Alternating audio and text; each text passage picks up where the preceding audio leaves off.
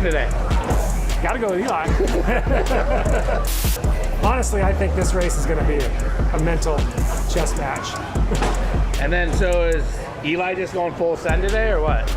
Just as fast as he go? Is he coming in? Send enough to win it. Yeah, but like first moto, is he more worried about second moto, or is he? Well, he's got the luxury of being able to go 1-2, and Chase has to go 1-1. So I would say Chase has to be a little more full send than Eli, but they're both going to be sending it. No, we can't be cautious because Eli's not going to be. So we know that we're going to have to push. Right now, you know, like during the times and stuff, we're not pushing it too much. Try to save some for the races. But yeah, I'm imagining that it's going to be full send.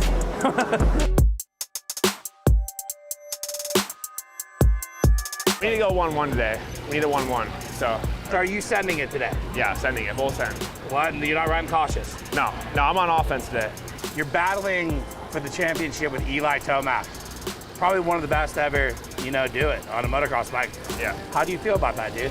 It's good. It's definitely up my game to a point that I haven't been to. So I think that's good. I think he says that this is one of the fastest series he's been in as far as speed-wise. So we've been pushing each other, and it's been fun, pretty respectful. And so Tomac, he's a pretty clean rider compared to the rest of the field, or what? yeah, he's very clean. Yeah. I mean, today's, we'll see what it's going to be like. But yeah, so far it's been really good. And if he's going to go by, he's just going to be faster. When you feel Tomac coming up on your ass, what do you what's the next thing you do? Well, that Yamaha's pretty loud, so I hear him from probably about 3 seconds back. For me, it's just trying to hit my lines and not make any mistakes. Are you ready for the heat? It's gonna be hot today. I'm ready for the heat. I live in Florida for a reason, so I'm ready to go. Are you pretty happy where you're at right now? Yeah, very happy. I think not a lot of people would have put me in this position at the beginning of the season, so to be here and have a chance to win is what I trained for, so I'm looking forward to that. Today is for all the marbles. It's hot today. Are you ready for this heat? Yeah, I mean, the good thing is everyone's got to do it. That's my mindset. Every dude's gonna be out there suffering. Try to be chill, level-headed. I've done it before. That's what I'm like kind of banking on right now. I'm like, all right, Chase hasn't won, you know, a big dog championship yet, so that's where I feel like I'm at an advantage, because that first one's tough, man. You got a lot of things running through your mind and in your gut. So yeah, we'll see how it goes. Do you think Chase can be a big dog though? Oh yeah, he is going to be the next big dog. Describe Chase Sexton's riding style. To be honest, I think we actually have a somewhat similar style, is where we're not overly animated and we're kind of powerful riders. You know, we're both a little bit, I would say, bigger than what the normal size guy is for moto. So in a respectful way, a lot of the guys say that I talk to say that you're loud when you get behind them, like you rev it, yeah, like you're working the clutch, like you come in hot. Do you agree with that? I do. I hammer it. I manage a lot of my power with the clutch, so that's why they hear the Yami. And if it comes down to it, dude, are we gonna get dirty? Well, there's a lot on the line. I'll say that. A lot of money, or just a lot of Just everything. Of Everything, man. This is what we live for. Are you gonna send it today? Absolutely, man. So are you riding another outdoor season? Probably not. Actually, I can say no as of right now. Unless things change, I'm not riding another outdoor season because I don't have motocross signed into my 23 contract. So you're 29 years old. Are you stoked on your motocross career? Hell yeah. Did you achieve your goals? Yes, I did. And you know, when you're a little guy coming up, or a 250 guy, the big goal is the 450 championship, period. So as soon as you get one of those, it's like that is the end goal, is the 450 championship, and you have to find that motivation to keep going after them. Big dog. Sweet. You gonna bark today or what? Oh yeah, we're barking. I'm going to the top.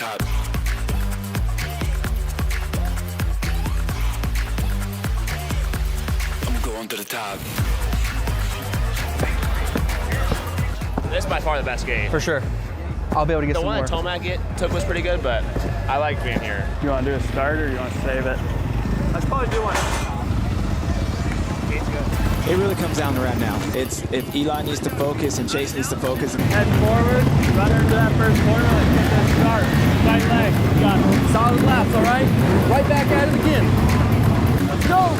Pressure is on, revs are up. Detail.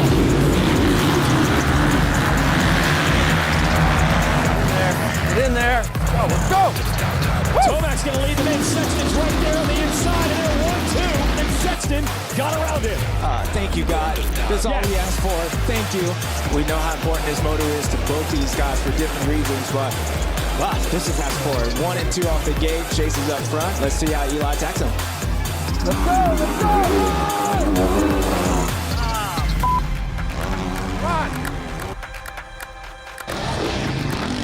Let's go! He's been working this left side the entire moto. He's there. He takes the lead.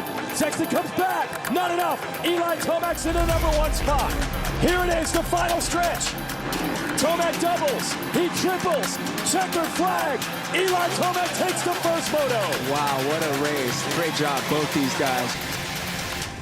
I'm going to the top. Chase. Okay.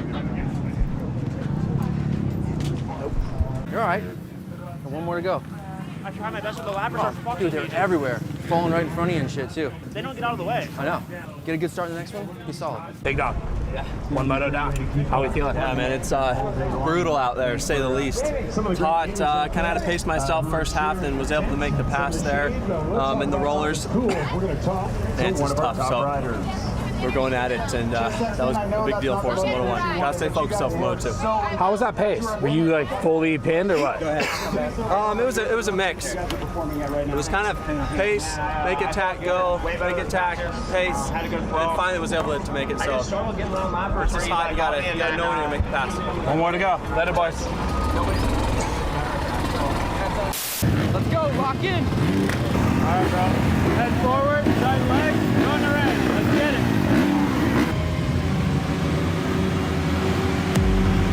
First to the finish line. Never gonna stop. Always going up, no decline. Feeling so strong. Get in there. I might be divine. Get in there. Bullshit me, go build a shrine. But out of the title contenders, it looks like Chase is up there, and Eli, it's 10th place spot right now, so it's gonna be a long race. Oh no, Sexton's down. No way. He hit that bump, and there goes Tomac.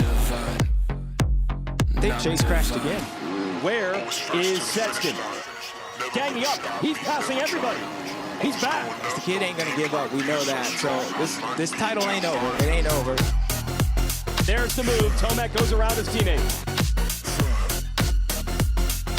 Oh, he stalled it. And Tomac to the lead. Here it is. Eli Tomac. Under fire. Under pressure. Goes 1-1 to win the 2022 Pro Motocross 450 Championship.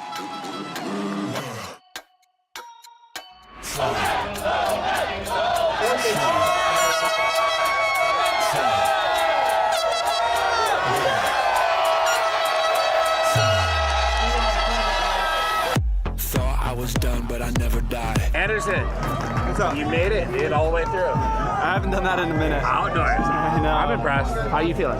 Yeah, it's good. You know, it's my best season outdoors. A lot of podiums, couple wins, and at the end of the day, you still want more. But I'm getting old, and I'm hoping my better days are still ahead of me. So let's go. That was tough. I fell 3 times, but I just never quit. You never know what can happen, so just kept trying my hardest, and came up short. But we gotta motivate. This is gonna motivate me. I feel like I'm in a better spot than I've ever been in, and Eli made me a better man. So I'm looking forward to next year, and it's gonna be a good one. Team USA. Yeah, What Team about USA. that? We got that still, but I'm talking about for Supercross. Team USA, it's gonna be fun being teammates with Eli. Hopefully he shares a few secrets with me, and we can go there and win. That's the only goal, and that's where my mindset is now. What now, dude? You go to Disney World? Disney World, man. You're the guy now, dude. Crazy year, man. Crazy year as a whole. Like I dreamed of it being this way, and you always do that, but usually something happens in there, and I guess my knee almost did do me in between these 2 seasons. But other than that, it was the dream season. Go seize that bike. That's next. That is next. I didn't do this.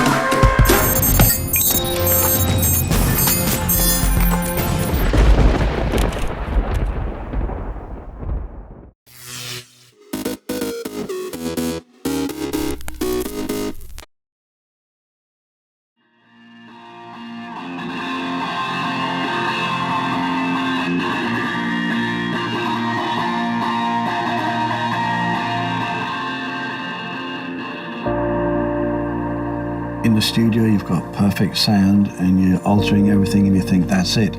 But nothing was more exciting than running out to do the car test. A lot of the first time I hear my music is sitting in my driveway with a little notebook, and it solidifies the end of the session. I'm always talking about putting content into a context, which is, to me, what life is about creatively.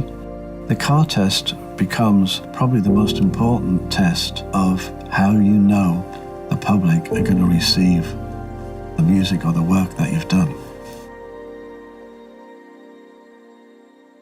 See, my father, when I was a kid, he was so consistent. He was that kind of person that was like, in the center of a storm, you just knew, well, you can rely on him. When you were a young kid and your parent goes, right, every Sunday, we're going to take the dog along the seafront and watch the waves crashing over. Then we're going to go and get hot chocolate at this place. And they seem like small things, right? But it's these small things that, you know, burn a hole in your brain really about the importance of instilling those magic moments. So you kind of pass it on, these little moments, you know? My early memories were listening to Bob Dylan with my dad. He always was just looking out for me at the end of the day, and I just happened to go into music. If I wanted to be a soccer player, if I wanted to be an accountant, it would have been the same relationship. He really is in my corner, and we get along so well. I happened to fall in love with the same thing that he did. The interesting thing with Kaya is I noticed when she was very young, she was given a little book, and it was called Blues Poems. And I think she was about 7 or 8. And my wife and I were going past her bedroom and she had it open. She was singing them like an old blues lady. I was like, what? My dad had put a piano in our living room, and I started writing my own songs when I was around 12 years old. And I think it drove everybody crazy because I didn't really know how to play. She really started to do this all the time and then play strange chords on the piano and sing very oblique, sort of strange melodies.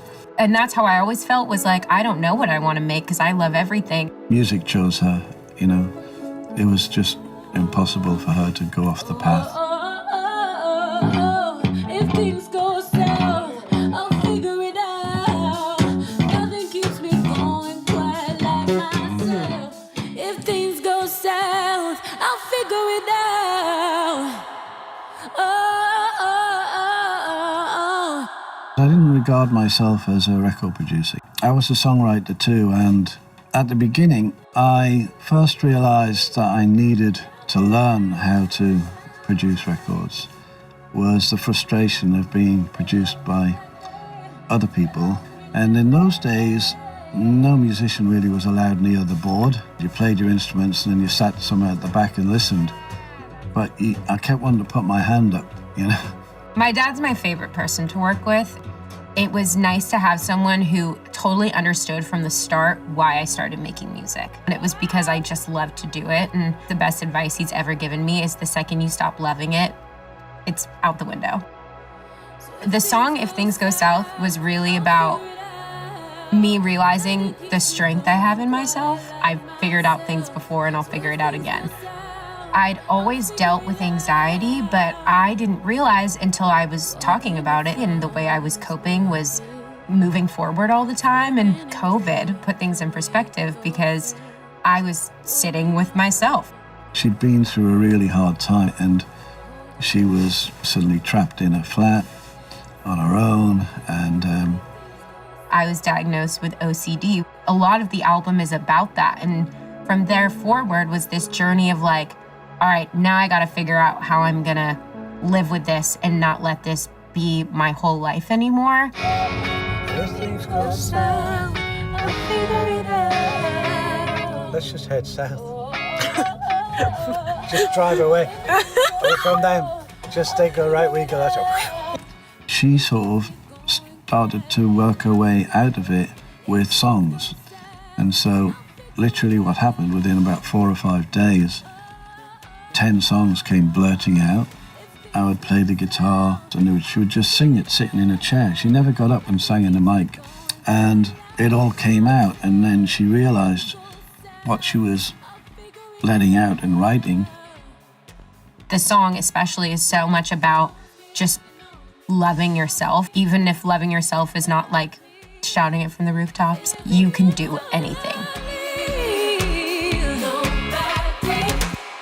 I think growing up, I always thought that song takes a lot of time, and you put everything you feel into it, which I do, but I always think the best songs that I write are the ones that I kind of write on accident.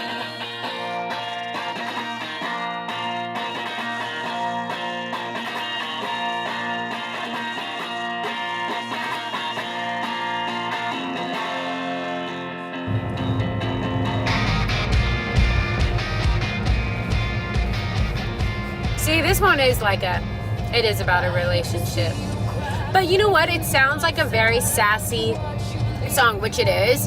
But at the same time, it is a really vulnerable song. And that's what we were talking about juxtaposition and, Exactly, because the lyrics are like, are you leaving me kind of thing. Yeah. I'm gonna take you home. Make sure you're still keen. You're not leaving me.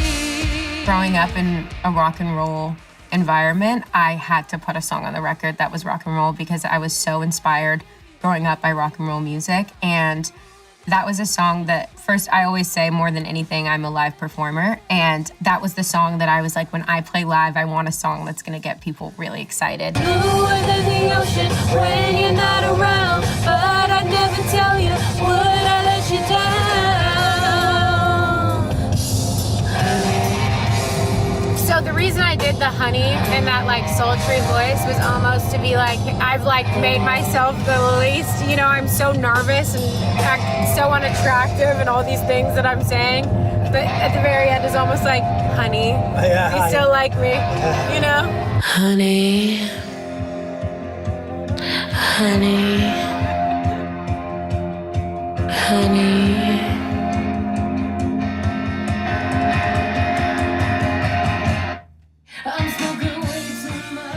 I like to say it's like the worst love song ever.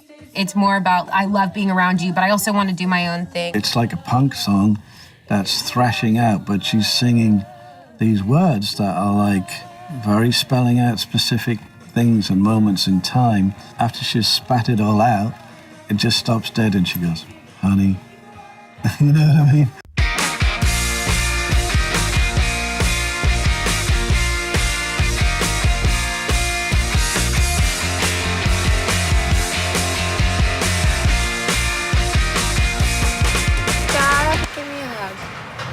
I love you. I love you.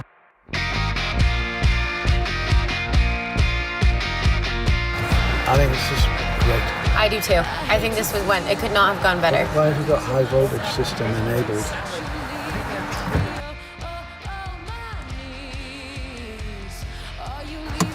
It's gonna blow up. Wait, what does high voltage system enabled mean? That's the loudest speakers I've ever heard.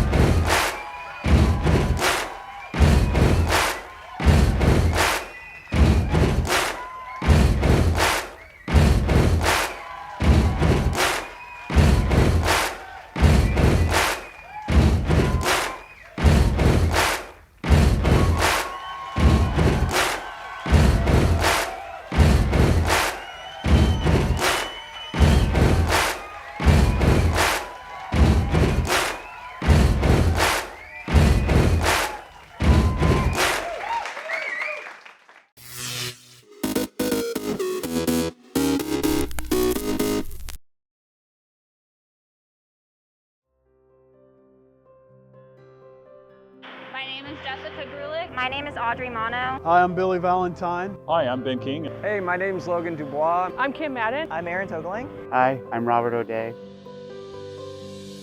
Started as a tooling engineer. I'm an industrial engineer. Manufacturing engineer. Industrial engineer. I'm a liaison engineer. I'm an equipment and tool engineer. I'm a liaison engineer. I'm a manufacturing engineer.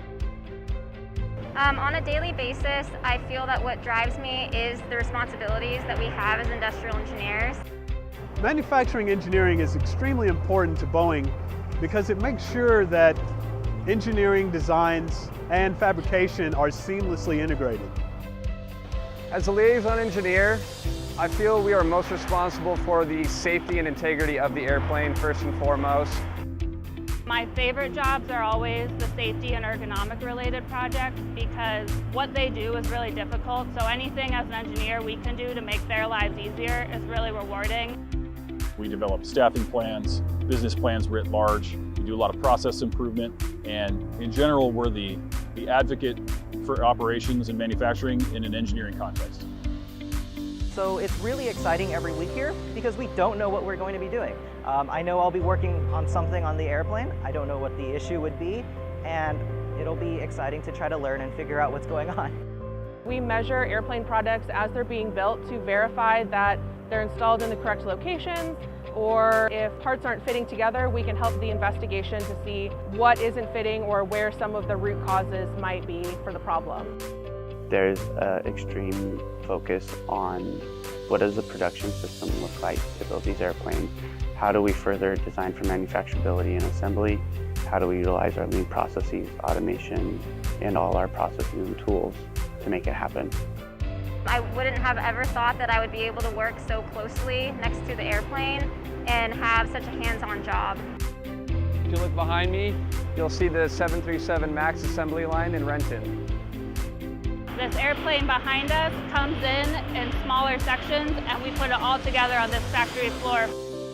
The Boeing factory in Everett, Washington, you can fit all of Disneyland inside it. The scale is just so different than when you're at the airport in the jetway. You come down and you just look up and it's a whole airplane. You really don't appreciate the scale until you're on the floor right next to them. The magnitude and the size really takes your breath away. It's astonishing. You're working with trying to take an ideal view that the designers have and turn it into a real product. No 2 days are ever the same, and there's no possibility of being bored. I feel like I'm a contributing piece of this whole organization, and I feel like my job is important. Production and industrial engineering at Boeing includes equipment and tooling engineering, NC programming, manufacturing engineering, industrial engineering, and liaison engineering.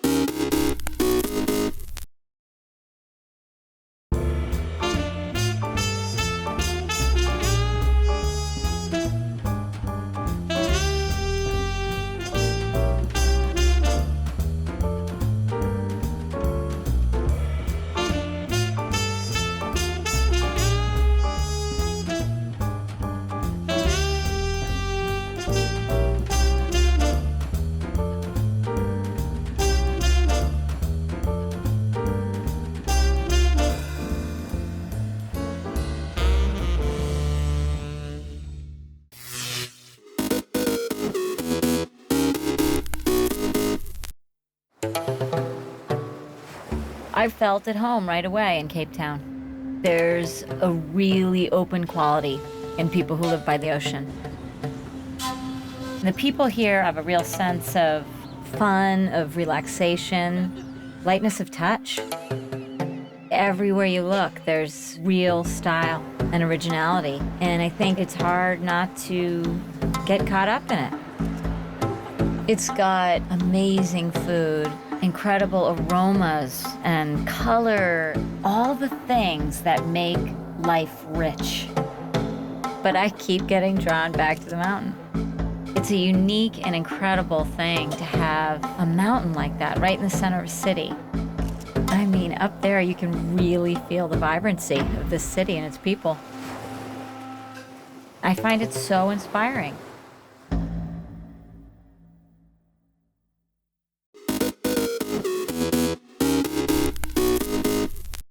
We'd never quit. We'd never give up. We'd take control. To the world titles.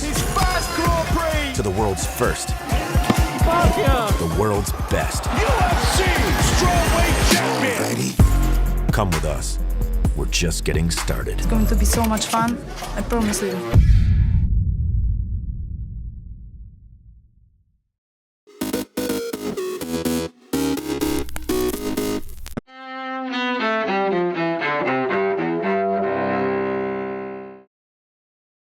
November 26, 1950. China, under its new communist leader Mao Zedong, enters the Korean War on the side of neighbor and communist ally North Korea. Chinese troops launch a counteroffensive against an American-led force under the UN banner and troops from non-communist South Korea. 1940, during World War II, the Nazis forced the 500,000 Jews of Warsaw in what's then German-occupied Poland to live within a walled ghetto. 1973, President Richard Nixon's secretary tries to explain what happened to a key White House tape related to the Watergate scandal. Rosemary Woods tells a federal court she accidentally caused part of the 18.5-minute gap on the tape. 1942, in New York, the movie Casablanca starring Humphrey Bogart and Ingrid Bergman premieres at the Hollywood Theater. And 1939, singer Tina Turner is born Anna Mae Bullock in Brownsville, Tennessee. Today in history, November 26, Ross Simpson, The Associated Press.